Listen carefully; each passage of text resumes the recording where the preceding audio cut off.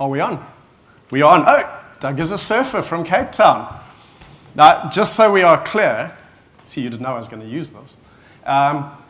Life is a funny thing. This is Cape Town, and I got out the water, and I'm about to take my wetsuit off, and this guy approaches me. Now, this generally is not something I expect, and he says, "Can I photograph you?" Okay, usually that's the, okay, hang on. Actually, Italian photographer, when he sent me this, I was like, much better. It was a beautiful evening, surfing a place called Motm, which was just in the background. If you could really see the detail, there's actually a guy on the wave, and it was just cool. And we've not used this photo for anything, so I thought today is the day. So I have a story for you. The story starts in 2008, which is meeting the minds in Colorado, where I spoke as well. And that young man at the back in the white shirt, Ian O'Dwyer, he volunteered lovingly to come up, and he was on the table, and we did some stuff. And we were doing the whole activation process. And I was showing how quickly the body could change. But one of the things that I got out of that process in Colorado was, I think his name was Jamie, the big tall guy. Jamie was running around with a shirt that said, "Be the change." And I went, that's awesome, I want that shirt. Now, I'm pretty focused when I want things, so guess what? I got that shirt. From Colorado, I came via London to get back to South Africa, which is home for me. And I was on the underground at 6 o'clock in the morning, wearing my new, stolen, Be the Change shirt. And 3 people commented. 3 people, 6 o'clock in the morning. You guys know London. Nobody even looks at you, let alone goes, "Oh, that's cool." And I was like, wow, this is powerful stuff. And it made me think. So guess what? Again, today I'm wearing a shirt that says, "Be the Change." This is actually from a friend of mine who is in Portugal, who came to London and got trained with me, and now we do lots of stuff together. And so one of the things about Be the Change becomes, well, you've got to start living what you're trying to teach. So instead of standing up here and lecturing and working with your clients and going, "This is how you should do it," it's so much better when we reach the place where you are sharing what you're already doing. So what we like to do in the process is first understand ourselves. So we're going to do a little bit of self-understanding up here with people, which is going to be a little bit of fun. So in 2008, I was talking about actual technique. The techniques are powerful, the techniques create change immediately. Yay, that's wonderful. One of the things I think that is lacking in the industry is taking a step further back and asking why. Why is the body doing what it's doing? Why is the person struggling with the squat? Why are they not happy to change? How many Diet Cokes were they having? 12 Diet Cokes. What is it that is not bringing that motivation level to them? So a big part of the work is, if you want to get motivation, you actually have to make sure that your clients know what's going on in their own body. And then it's their choice. So I'm very comfortable with firing my clients. If you don't put in the work, if you're not willing to bring the energy, I don't do anything either. And what I find a lot that happens out there is that a lot of times, those clients that are not bringing the energy, that are not putting in the work, we spend more and more of our time, we feel like failures. Know that feeling? And when you are stuck in that, you're not working with the people who are really motivated. And those are the ones we want to work with. But in this process, so I've gone on the underground and I've had these people saying hello to me because of the shirt. The change between 2008 and now, and what I'm going to share with you today, is more around why the body is doing what it's doing. The challenge I have for you is that there's a good chance that the way we're thinking as an industry doesn't always take us to the right place. Brian made a mention of that, saying, what happens if the tools we're using aren't the right tools? He said it way better than I said it there. So we've got to figure out first and foremost, what does the body actually want? What is it trying to achieve? Not what am I trying to achieve with my toolbox, but what does the body want? So the body has 2 priorities. The first one's really easy, and I know you can get it. If you don't breathe, you die. Oh, wonderful. Highly educated group. No, every single one of my clients gets this. So if we know that, and if we look in every single anatomy textbook, it will say we breathe with the diaphragm. Correct? And then it'll say that the lateral collateral system, the apical system are accessory breathing structures. So far, so good? Then wouldn't it be stupid to make your primary way of getting your client to breathe be the accessory structures? And unfortunately, the industry seems to be doing that. So we need to drop the body first into the diaphragm. From there, we need to get the body moving. So its second priority is I need to move. Now, if we were doing a workshop, we would run through a whole process on you figuring out that without hip flexion, you cannot move. We're not going to do that. You're just going to have to take my word for it. So without hip flexion, I cannot move. And the body knows that as a priority. And so what muscle within the body should do hip flexion? Carla? Psoas? Absolutely. So that would be the ideal. Let's see if I can get this thing working. 1, 2, 3. So if you imagine the body, and you've got a 1, 2, 3 system where the zone 1 is over here, and we're moving center out, if the body is functioning the way we want it to, it would be a 1, 2, 3. It's an expanded state. So the body is creating space for movement. But it's also a state of ease within the body where the body will learn and it will adapt and it will function really well. With Anthony, with those starlings going like that, that interconnectedness within the body is what we're looking for. Now, that is the ideal state. It is very rare these days. And that would be a 1, 2, 3 going out. But imagine I take my magic wand and I wave it and poof, goodbye psoas. And suddenly your psoas says, okay, I'm not playing. And it doesn't even matter what the reason is right now. There are many different reasons. But the body says, well, without hip flexion, I cannot move. And if I cannot move, I cannot survive, therefore I will die. So these are priority systems, and it supersedes anything else. So it says, well, the psoas is actually a very interesting structure. It's the only muscle that crosses from the lumbar spine through the pelvis onto the femur. So no other structure does that. So in order to mimic the function of the psoas, 2 structures have to take over. So what starts to happen is zone 2 then kicks in and says, no, me.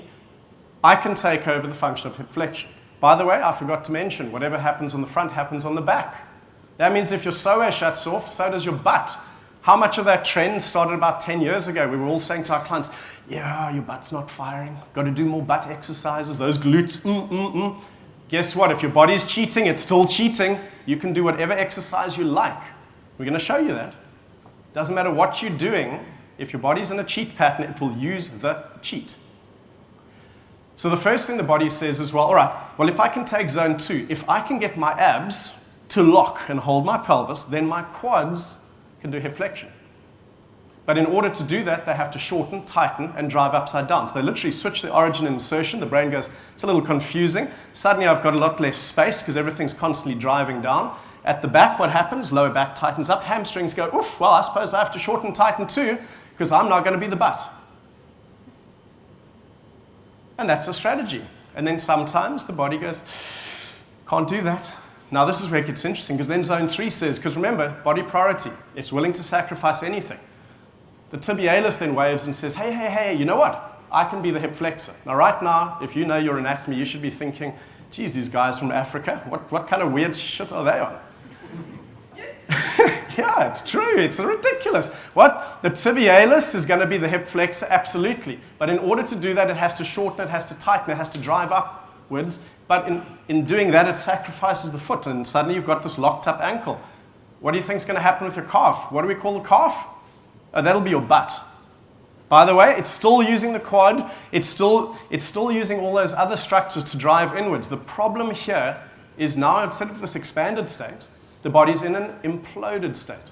So the body is collapsing in on itself and destroying itself. What is it destroying? Strength, power, flexibility, endurance, speed, balance, coordination. These are all the things that we look at with our clients. So it doesn't matter what they bring, whether they're a 8-year-old granny, whether they're a young kid just trying to develop athletic ability. All of these things, those strength, power, flexibility, these are the measures that we're using. But the implication and what you see in every single client and in absolutely in every one of you is all these different patterns. Now, we haven't even reached the end yet, because we've gone, well, the 1, 2, 3 is our ideal.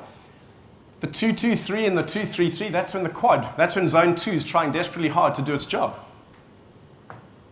driving in there. We're not going to go into detail. These are just codes. So I could send you someone and say, please, can you see my client? They're a bilateral 3-3-3 arm, and you'll know exactly what that means. When you see people in the audience nodding, they've done workshops with me, because it's a different language. So what's a 3-3-3 arm, Doug? Well, the opposite arm says, well, if the tibialis can't do the job, you know what? I'll shorten and I'll tighten and I'll drive down in order to do hip flexion. But you guys have to be driving up. Look at this huge implosion going on. If I have, every time I move and I try, it doesn't matter what the movement is, I'm driving from here and here together, look at all that compression. That could be my sacroiliac joint. That could be my lumbar discs. That could be a labral tear in the hip. This is all this pressure going on. Every single one of those codes has an entire sort of meaning and story that goes with it.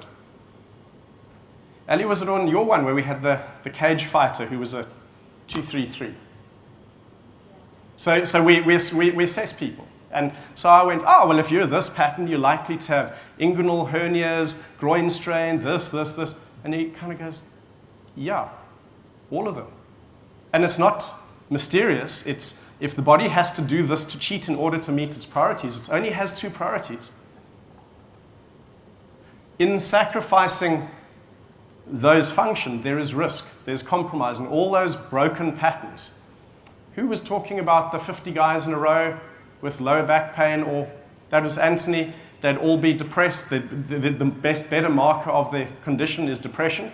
Well, in my world, all I heard you say is most of them are 3-3-3 arms, which means shorten, tighten, drive forward. Oh, it looks a hell of a lot like depression. If you cannot change the pattern within their body, you cannot change the pattern within their mind. And then right at the bottom it says 0. And a 0 is when they don't find an effective way to do this. These are also your clients who are very hard to teach. They seem to live in a state of overwhelm. Every time you come back with them and how are you today? They go, fine, now we're going to do this exercise. And they look at you blankly, like you've never, ever taught them that before. You know those ones? You know, you might have bosses like that, managers like that, people that are actually in a state of overwhelm. It's where the body doesn't find an effective strategy. Sometimes they can cope for 2-3 hours a day, and and maybe if you're evil like me, because we have fun with zeros on the workshops, we will push you over that edge. We like to see you go into that overwhelm. That's the bunny caught in headlights. Because in our survival states, we have fight, flight, and freeze. You guys watched Ice Age? You know, possum strategy. Play dead. It's a strategy of survival because the body says that's more important than my form. Hey, how are my glutes looking? It doesn't matter. If I'm going to die, I'm going to die. So it will always prioritize. So it's a whole lot of talk. Could be interesting or not, but it's way more fun to bring people up here and to show you. So who is coming up first? Now, I can choose you, or you could volunteer. Come on up. JJ. Thank you, sir. Shoes off? Yeah, pop your shoes off. So all we're going to do, and by the way, I do this with every single one of my clients, and this is the first thing that I do with them. So I've had a conversation with them, I know who they are, I know why they're here, we figured out their story, and now we need to match almost signs and symptoms. They've told me the story, the symptoms, and now I need to match it with the signs. What is their body doing? Because we are trying to solve puzzles here, but the most important thing about solving a puzzle is that they understand it. If my client does not understand what I'm doing, then I hold too much power and I have to do all the work. Now, the reason why Doug is a surfer from Cape Town is so important is I'm a surfer. What the hell do you think I want to be doing? Spending all day with my clients or surfing? It's actually quite easy. Obviously my clients, not. So I want to get the job done. I don't want to waste time, and this is almost, this whole system and questioning was born out of laziness. Sorry, I admit. I want to go surfing. Please lie on your back. Knowledge is power. Exactly. I'm just reading his shirt. Knowledge is power. All right, so very important whenever you're working with your client, even if you've had a long conversation, you've gone through the whole checklist, this is the point where you always say, JJ, is there anything else that I need to know? Now, obviously, I have no information on him at all at this stage, but I always like to say, is there any information you haven't told me? It's amazing what people tell you. Did you hear about the one at your conference in Philex? I'm about to climb into someone's belly, And we've had a 10-minute conversation, and everyone's like, yo, we've got an information. And her friend goes, do you not want to tell him that other thing? What other thing? You're pregnant. Holy crap, because at any point, you've got to remember this. It's a wonderful question to ask. Is there anything else you have not told me that I need to know? And if they haven't told you, whose responsibility is that? It's theirs. It's a very important question because we are trying to give the client the responsibility for their process. My client doesn't want to do the work. Awesome. I'm gone.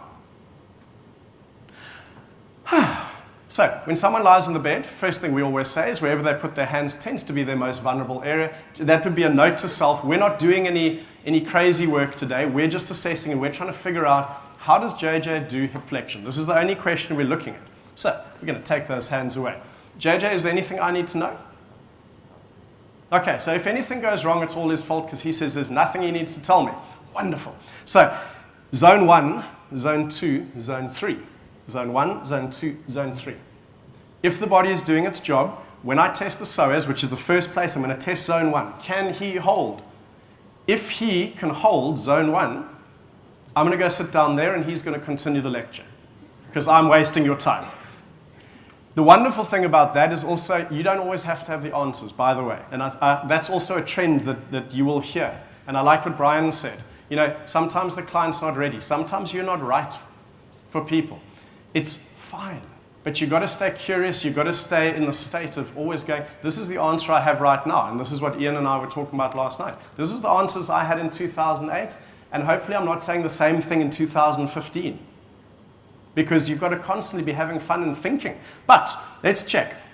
Don't get too caught up in the testing. We just want to know, what is he? So I'm going to take it. Relax, let me do the work. When someone's helping me, when I haven't even told him where I'm taking his leg and he's already trying to help me, I already know there's a cheat. Because that's the body going, whoop, that's the only way. He likes his control. That's why he volunteered, he didn't want to be picked, all of that. These are all the flags. He's telling us a story. He was almost running up on stage even before I asked. So, I'm going to turn this foot out. Now, the nice thing about holding the foot over here on the ankle is I don't have to watch it. Because if he does anything with his foot, which would be a zone 3, I will know because it'll start doing something. I'm going to put my hand on the opposite side too. By the way, I do have to say this. If I pull funny faces when I'm testing, I've just come back from Bali yesterday, and I have reef cuts on my right foot, and I've broken my toe on my left foot in the trampolining. So I can't stand completely as I would normally do it. So just note to self. I'm going to push down and out like that, JJ. You just have to hold. Actually, this is a psoas test. There are lots of different ones. Try keep that foot relaxed, because immediately he does it, I can feel it. That's why the testing position is so important. You ready? 1, 2, 3, hold. Oh dear. JJ, you couldn't hold that. So just so you guys get, if I give him a rating, that was about a 2 out of 10. Just in case, is a 2 out of 10 acceptable? Of course not. Of course not. That's pretty poor. Basically what that's telling me is the psoas on his left-hand side is doing nothing. Which, ladies, also means his butt on the left-hand side is doing nothing. Now, I'm sure you all know what that means, but it's just a thing. So you have to do the workshop to know how cheeky we get. Okay, let's check on the right-hand side. Same. Relax. Okay, we take it out, we hold there. You ready? 1, 2, 3, hold. Wonderful. Tiny bit more, but they're sneaky. Did you watch his foot? Relax this. I can feel it. This is the fun part. I can just relax your foot. Wiggle your toes for me. Wiggle, wiggle, wiggle, wiggle, wiggle. Bye, bye, bye. So what we know is JJ in zone 1, he hasn't got his strategy there. Now, I need him moving from there if I'm going to teach his body to be in an expanded state, to have that strength, power, flexibility, blah, blah, blah, blah, blah, blah, blah. We are very, very results driven, so we have to know what our starting point is. So right now, do we know how he does hip flexion? No, we don't, do we? So all we know is zone 1's not working. So now we're going to check zone 2, which requires the abs and the quad. By the way, if you engage your client and the first thing you say is, okay, now engage your core, what you've just done is said, please switch zone 2 on first, so zone 1 doesn't exist. Do you think that's helping your client? No, I don't think so either. How is that for soft? Ian? Yeah. Hold your leg up here, but keep your foot relaxed. Wiggle, wiggle, wiggle. and hold. So what am I doing? Straight line, sagittal plane, checking if this and this can hold for hip flexion. You ready? Wiggle, wiggle, wiggle, hold. No. Do you see that little lift in the head? That was kind of weird. That's not where his psoas is. So what do we know? Zone 2 on the right, fast asleep.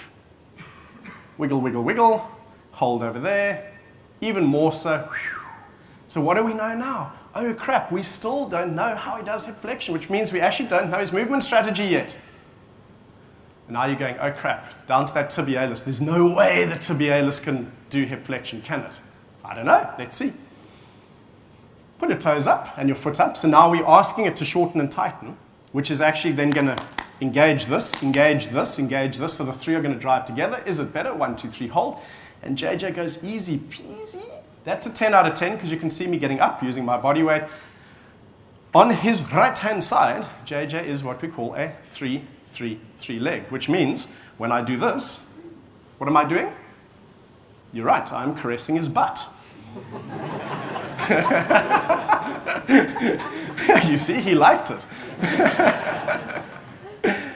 And it's the weirdest thing when you start to go, actually, this is what the body's doing. So every time he moves, this fires first, and everything else follows, which means he's going to have reduced range here. He's possible, maybe he'll tell us about chronic ankle injuries, all things like that. He might actually talk about, wow, I have a very unstable shoulder.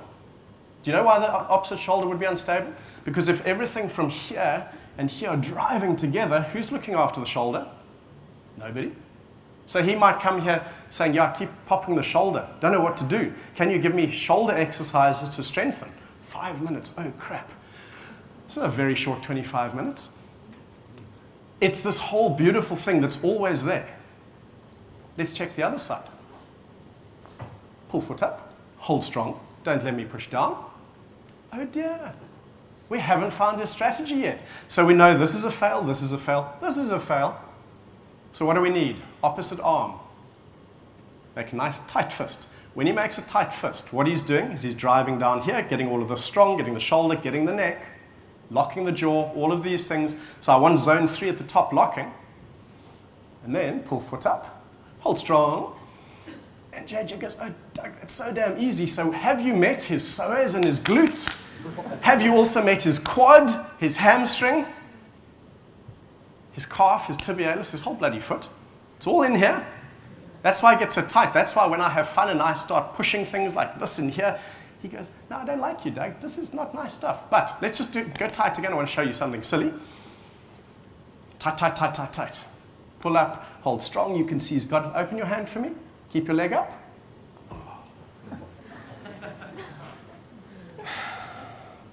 Yeah, no, too many cameras. I can't tell you the implication of that in certain intimate settings, but just knowing that he has to hold on tight. The body's, so this is what we would call a 3-3-3 arm. Now, if this is my athlete, immediately I know that he will have to do certain things in order to get the body moving effectively. But this is a body that's imploding and driving. From this, it's this and this driving together, creating all this compression. And suddenly, the body's not in a state of strength. We want it in a state of strength. Can I mess with you just a little bit? Excellent. So, keep this relaxed. Let's have a look. Again, like anything else, things don't always work. But let's see. That's my safety net. What if it doesn't work? So we're going to check his hamstring. What do we give him? About 75? 80? Quickly? 80? Generous? Okay. Shall we ask him to engage his glute for us?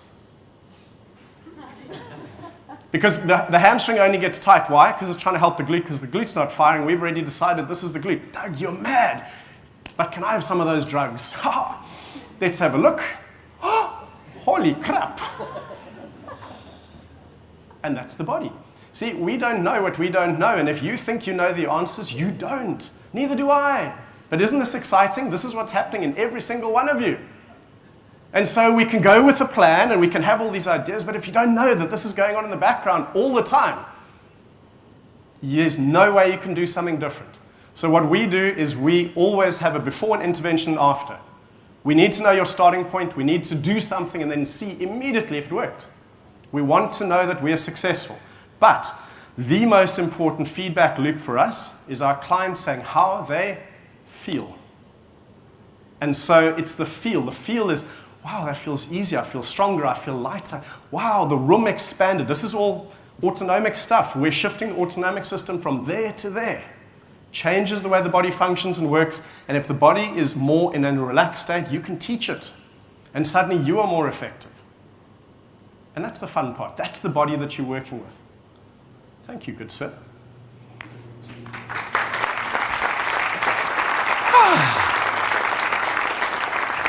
So in 2008, I was doing the activations. By the way, we can change all of that in about 2 minutes and reset the body and then get it and train him and make sure that he doesn't live in that imploded state.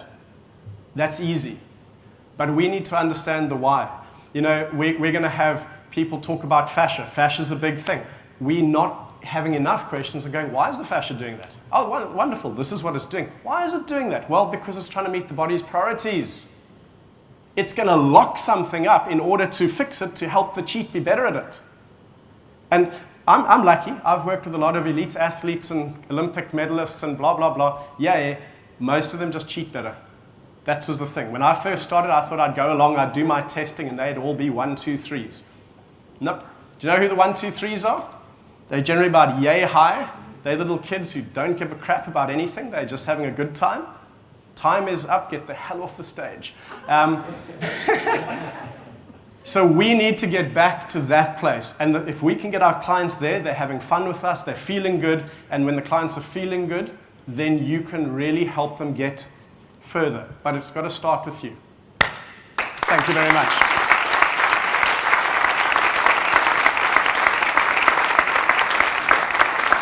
Any questions? Thank you, Douglas. Any questions? Any questions? Thank you. Hiya. At the start you said about people if they're not willing to put in the work, then you're not willing to work with them, which is a fair comment. But if we're not willing to work with them and help them, then who is going to? Well, this is going to sound cold and heartless, but that's not my problem. Because then you see that 1, 2, 3 philosophy is actually quite interesting because it also becomes if you are in the center, if you're number 1, and let's say your friends and family are number 2, and then your clients are number 3, and you want to run after those clients who actually aren't interested in being helped, well, now you're going to become a 3, 3, 3, whatever, collapsed, imploded pattern, and then 2 years down the line, 5 years down the line, you're exhausted, broken, burnt out, and your client then goes and finds somebody else who's also going to put in that energy. You know, I love it when we have these conversations on the workshops. Sometimes we will find there's a client who's done the rounds of everyone in the room, and they'll go, oh, that one, God, she nearly killed me. Oh, no, I've got her now. She's nearly killing me. Yep, that's her strategy. She wants everyone else to do the work. It's a choice. Now, for me, it's just a choice. It's not actually meant to be mean and malicious. It's if someone's not ready to do the work, why is it our job to go and save them? But there are plenty of people who want to do the work. There are plenty of people who are ready and willing and able. And if you're so caught up, you know, it's that whole 80-20 principle. It's if we get so caught up in those clients that we're failing with, then it's like you go home at night and you go and study extra and you go look more. Actually, maybe they're not ready. Or maybe even worse, maybe I can't help them. And it literally was because I burnt out. So 14 years ago, I collapsed. I had 3 practices. I was working ridiculously hard, and I needed to save every damn person that I saw. And then I burnt out and went, damn, that's stupid. Didn't see a client for a year and a half because I didn't have any energy left. I hit the zero place. And the wonderful thing about that is that I can see that now in the people that I teach. And it's amazing how I've been teaching this for about 12 years now. And we're finding that there are more and more zeros in the therapists and the trainers, that they're exhausted because their entire focus is on the clients.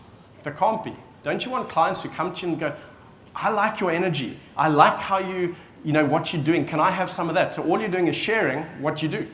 And the cool thing about sharing what you do is it's no longer a fight about being right or wrong. This is just what I do. You know, it's kind of being results driven is great. We've got great stories. We've got people who talk about it. Yay. But at the same time, it's like, this isn't it. This isn't the answer. This is the beginning. And that's why the Meeting the Minds is such a great place to come to, because let's see where everyone's at and see how we can find better questions again. But for me, I'm a bastard. I get rid of my clients very quickly. So how do you know if they are willing to put in the work? Do you start working with them, or do you have a screening process to weed out the ones who are not going to put any effort in? Pretty much you can know. If think about this. You know those clients. You know almost that 5 minutes in you're thinking, oh crap, this is hard work. Hey, I was in Bali. I saw the governor of Bali. And I can't say this, it's being recorded. Okay, I'll stop my answer there. Things go out online. Yes, ma'am, at the back. So, once you've done all your assessments and your treatment, and you've got people onto track, and you fix something. Well, we are facilitators, not fixers. That's a terrible Okay, way of putting it, but yeah. Okay, so once you've done that work, and they've So what happened when you started breathing 1 year ago? Just before you asked the question. So a year ago, if you'd walked past in the passage, you would have thought I was torturing someone. I was, but she has a story related to it. What happened? Well, I asked you to look at my neck because it's been a bit of a problem, and you just said, well, there's no point doing anything with you until we free your diaphragm up. And I was like, well, I'm a yoga teacher. I know how to breathe. And you were like, Yeah. no, you don't. You get on the floor, and then there was pain and torture and a big pop and just this emotional release. And I didn't know that my floating ribs were not moving. Now I'm a little bit nervous now talking to you because it's all stuck again. And that's what my question was. So her question is, hang on, Doug, you did something for 3 minutes a year ago, and it's actually, we've already had a conversation last night. It's been amazing for a long time, but it's just starting to get stuck again. That's not a bad intervention. 3 minutes, lasting almost a year. And did it have any impact on your life? It did, a huge impact, yeah. Okay, just checking. Well, yeah. Yeah, I sent you an email, but you didn't bother replying. But for them, not for me. Not for me. For me, yes, it was a huge impact. I mean, I had no idea that I was this stuck. People don't know that they're cheating. You don't know that. JJ's going, what? I'm doing what? And can you see how your brain's not going, oh crap, wow. And maybe now he starts giving better information. He goes, is this why I and this whole list of extra information comes because we're putting a story together. Now give me your question. The question is, how do you help people with strategies? Because a lot of the behavior is learned behavior, and not just because, well, obviously the body was injured and compensated. But then a lot of the behavior after that is just as a reaction to that, and that's harder to break in my way, because I was so used to breathing like that, like I am now. So I took singing lessons. So what we've got to do is we've got to help the client understand to move on. What's going on, and the more and yeah, so the emotional behavioral states change very, very quickly once the body starts to feel different. And so it offers the opportunity to do something different. It's kind of, if you have a choice, you can still get angry like you used to, but you chose it. It wasn't a reactive state. A reactive state is a survival state up there, autonomic fight, flight, freeze. If we can bring you down there, doesn't mean you don't have to get angry or pissed off, whatever, but your ability to pull yourself out, way cooler. I think my 25 minutes of questions is done. Thanks, guys. Thank you, Douglas. Round of applause.